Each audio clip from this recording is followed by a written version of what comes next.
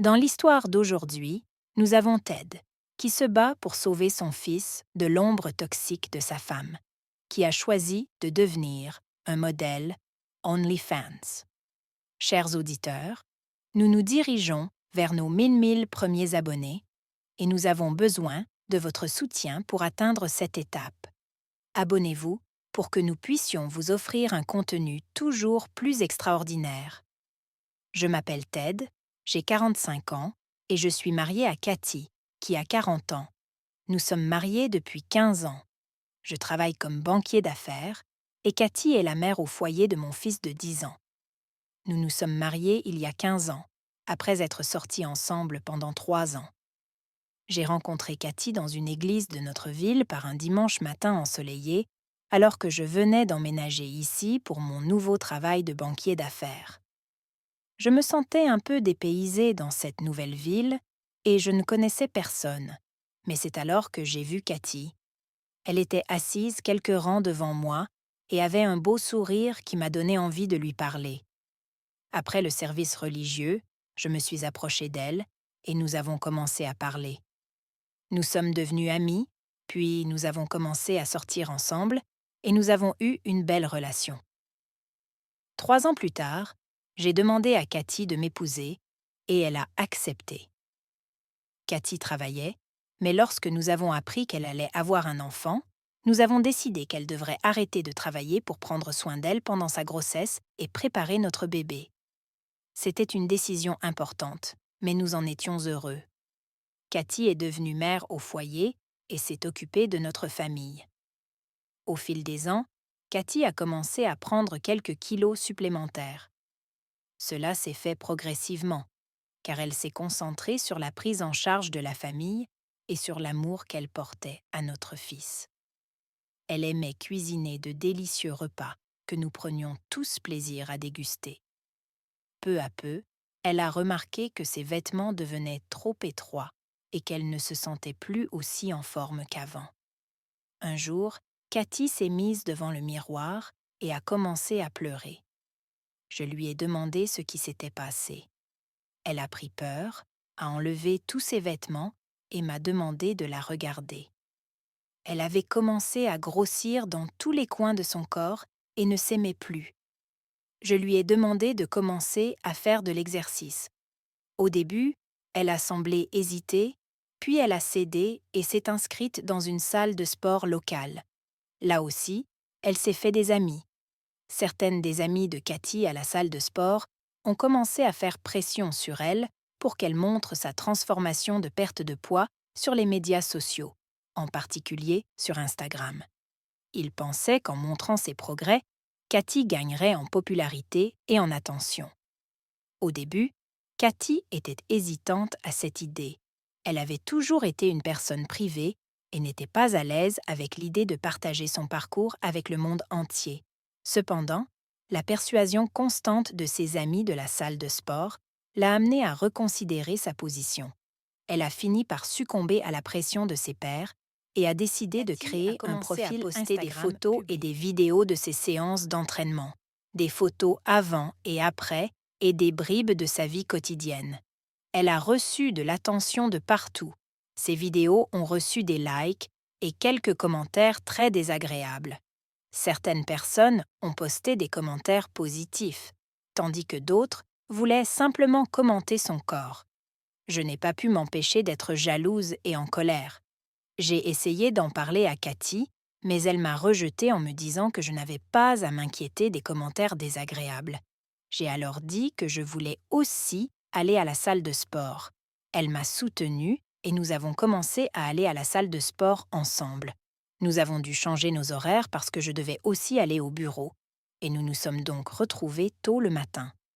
La salle de sport était presque vide parce que la plupart des gens qui s'y rendaient étaient des femmes aisées qui arrivaient à 10 heures du matin. Parfois, je trouvais ces angles un peu étranges.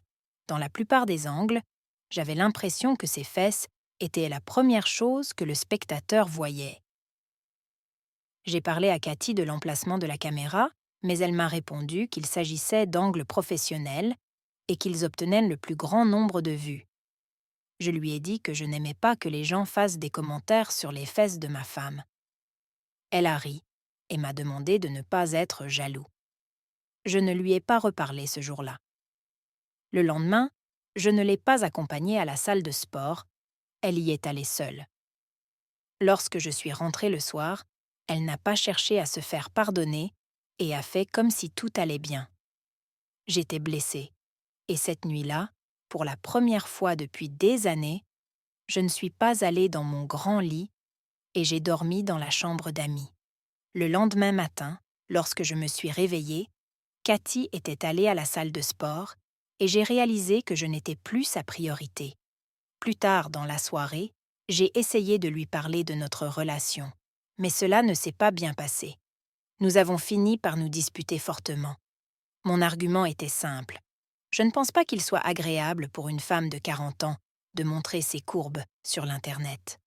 Je lui ai dit qu'elle était la mère d'un enfant et que ces vidéos mettraient notre fils dans l'embarras. Elle a rejeté tous mes arguments et m'a dit que je ne voulais pas la voir heureuse et que j'enviais son succès. J'étais en colère et je ne voulais plus discuter. Je suis allée dans la chambre d'amis et j'ai claqué la porte. Le lendemain, au bureau, j'ai pris une pause café et j'ai ouvert mon téléphone pour consulter le compte Instagram de ma femme. Ce que j'ai vu était horrifiant.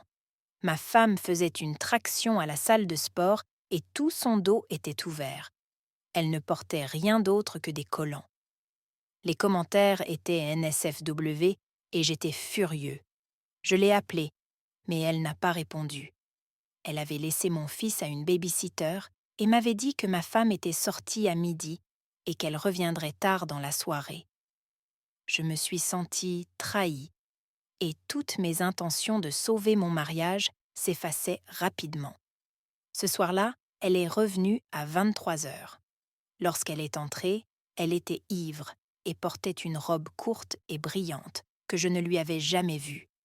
Je lui ai crié dessus, lui disant qu'elle devait corriger son comportement ou que nous nous séparerions. Dans son état d'hébétude, elle s'est contentée de lever la main et de me demander de me taire. Elle s'est retirée dans la chambre et s'est endormie. Le lendemain matin, je me suis levée tôt et je l'ai confrontée avant qu'elle n'aille à la salle de sport. Je lui ai posé des questions sur la vidéo et sur son absence de la maison cette nuit-là. Elle m'a dit qu'elle était devenue une icône du fitness et qu'elle devait montrer son corps pour inspirer les gens. J'ai pris le téléphone et je lui ai montré les commentaires obscènes qui étaient apparus sur son post. Je lui ai expliqué que l'on peut être une source d'inspiration sans se déshabiller. Je lui ai dit que même les enfants ont accès aux médias sociaux et que certains camarades de classe de notre fils pourraient lire ses commentaires, faisant de mon fils une cible pour les trolls. Elle n'a pas tenu compte de mes inquiétudes et est partie en disant qu'elle était en retard pour la session en direct avec ses partisans. Comme j'avais payé un abonnement à la salle de sport, j'ai également rejoint la salle et je suis allée me changer dans les vestiaires.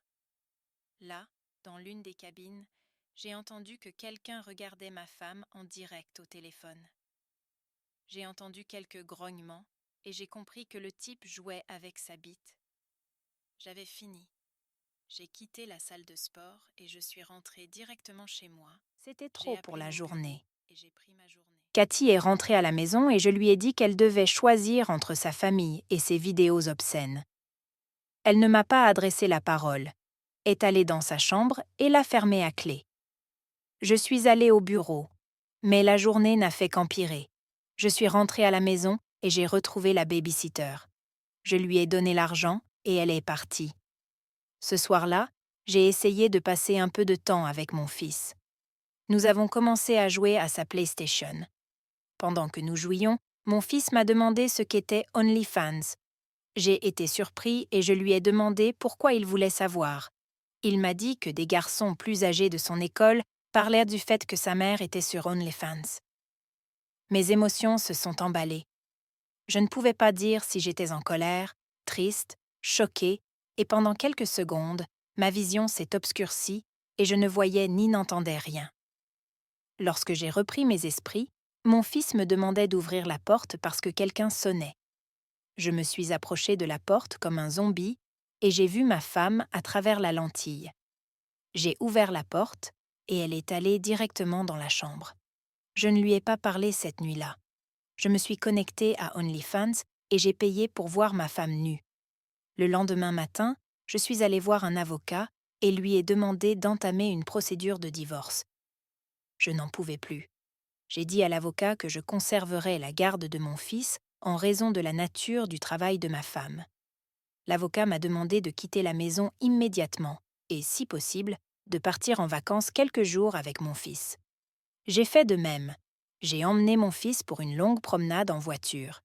J'ai écrit à ma femme que mon fils et moi allions faire un long voyage en voiture et que nous reviendrions la semaine suivante. Mon fils et moi avons passé une bonne semaine loin de l'environnement toxique que ma femme avait préparé.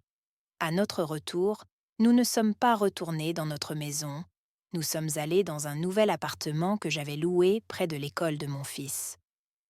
C'était un peu loin de mon bureau, mais j'avais l'intention d'opter pour le travail à domicile, car je savais que je serais un parent isolé. Mon avocat a signifié l'avis à ma femme, qui est entrée dans une colère noire. Elle a commencé à m'appeler et à me crier dessus. Elle m'a dit que je ne lui en avais jamais parlé. Je lui ai dit que je lui avais demandé de choisir et qu'elle avait choisi sa carrière. Elle a commencé à me traiter de tous les noms et à m'insulter. J'ai interrompu l'appel et je l'ai bloqué. J'ai expliqué à mon fils qu'il devait ignorer les personnes qui venaient parler de sa mère. Il était un peu en colère, mais je sais qu'il doit faire face à cette situation tout seul. Notre divorce a été réglé et j'ai dû vendre notre maison pour payer Cathy. J'ai opté pour un règlement unique car je ne voulais pas avoir à m'occuper d'elle tous les mois. J'ai obtenu la garde de mon fils. Pour cela, j'ai payé ma femme à l'amiable. Maintenant, c'est moi et mon fils. Je suis persuadée que je quitterai bientôt l'appartement que nous louons et que je pourrai acheter une nouvelle maison. Cela fait 1 an que j'ai divorcé de ma femme et que j'ai emménagé dans une nouvelle maison que je viens d'acheter. Entre-temps, ma femme ne va pas très bien. Il y a quelques jours, je l'ai vue dans un podcast avec quelques femmes. Elle est maintenant un modèle OnlyFans à plein temps, et dans ce podcast, elle a expliqué qu'elle avait rejoint OnlyFans pour promouvoir le fitness et pour inspirer d'autres femmes. L'animatrice lui a demandé s'il y avait d'autres moyens d'inspirer les gens, pourquoi se lancer dans cette aventure. Le présentateur l'a accusée de le faire pour attirer l'attention et gagner de l'argent. Le présentateur lui a également demandé si son divorce était dû à sa participation à OnlyFans.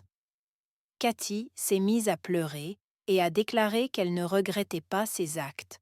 Elle voulait être un modèle et inspirer les gens. J'ai ri de la folie et de l'illusion de Cathy. Le présentateur lui a demandé si sa famille lui manquait, ce à quoi elle a répondu que oui et a accusé sa famille de l'avoir abandonnée. Je me suis mise en colère, puis je me suis calmée parce que je ne voulais pas être entraînée à penser à Cathy. Pour moi, cette voie était fermée. Quelques jours plus tard, j'ai reçu un appel de Cathy. J'ai été surpris car elle avait appelé d'un autre numéro. Elle m'a demandé comment j'allais, puis a lâché une bombe en disant qu'elle voulait se réconcilier et revenir. Je lui ai dit de garder ses distances avec moi et mon fils. Je lui ai fait comprendre que sa présence sur OnlyFans était une malédiction pour mon fils et que je ne pouvais pas la laisser s'approcher de mon fils. Elle a dit qu'elle quitterait tout cela. Je lui ai rappelé que ce qui se passe sur Internet reste à jamais sur Internet, que ses choix la suivront à jamais et que sa présence près de mon fils apportera son malheur dans sa vie et qu'elle devrait donc garder ses distances et ne plus jamais appeler. J'ai raccroché. Elle m'a rappelé d'un autre numéro et m'a posé une question. « M'aimes-tu » J'ai été surpris, mais j'ai gardé mon sang-froid et j'ai répondu qu'il fut un temps où je l'aimais et qu'à ce jour, elle n'avait plus sa place dans mon cœur et dans ma vie. Je lui ai demandé poliment d'arrêter de m'appeler parce que c'était fini entre nous et qu'elle devait prendre du recul et sortir de notre vie. Je me suis demandé pourquoi elle avait commencé à m'appeler après un an de séparation. Vous voyez, les femmes sur OnlyFans sont comme des produits périssables. Elles ont une date de péremption. Regarder une femme de 40 ans sur OnlyFans pour la première fois peut être agréable, mais ce n'est pas comparable à regarder une femme de 20 ans. Ce que Cathy n'a pas pris en compte, c'est qu'elle n'était déjà plus dans la fleur de l'âge et que ce n'est pas le moment de commencer une carrière sur la base d'un spectacle de peau. Les fans et les louanges ne dureront qu'aussi longtemps que vous pourrez vous déshabiller et être belle. Une fois que vous aurez vieilli, ce sera fini. Ce n'est pas une carrière à long terme. Cathy a peut-être gagné de l'argent pendant qu'elle durait, mais je doute de ce qu'elle a gagné l'année dernière et de ce qu'il lui reste pour le reste de sa vie. Je pense qu'elle a terminé sa carrière et qu'elle sait qu'elle n'aura bientôt plus d'argent. C'est logique. J'ai abandonné mes pensées et j'ai emmené mon fils manger une pizza. Quant à moi, je reçois beaucoup d'attention de la part des femmes parce que je gagne bien ma vie et que certaines m'ont vu m'amuser avec mon fils. Je me tiens à l'écart des femmes parce que je ne suis pas prêt pour une relation et que mon fils est ma priorité. Chers auditeurs, si vous êtes arrivés jusqu'ici, cliquez sur le bouton « S'abonner ». Cela vous aidera beaucoup.